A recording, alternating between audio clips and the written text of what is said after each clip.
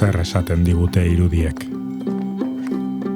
Zer funtzio betetzen dute? Mezu bat bidali digu egileak irudiaren bitartez? Edo gu gara mezu hori sortzen dugunak?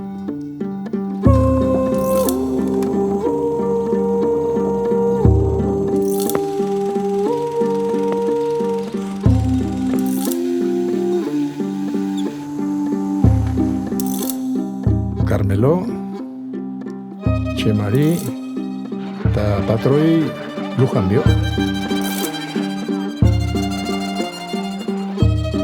Hau, Zikuñagako ama birjina da. Gipuzkoako 7 ama birjin beltz ospetsuetako bat da. 1969an, ni jaio nintzen urtean, Zikuñagako amaren irudia desagertu egin zen. Irudi baten ausentzia, bere presentzia bezain indartsua izan daiteke.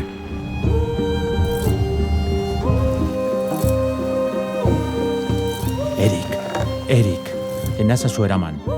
Nire lekua hemen dago.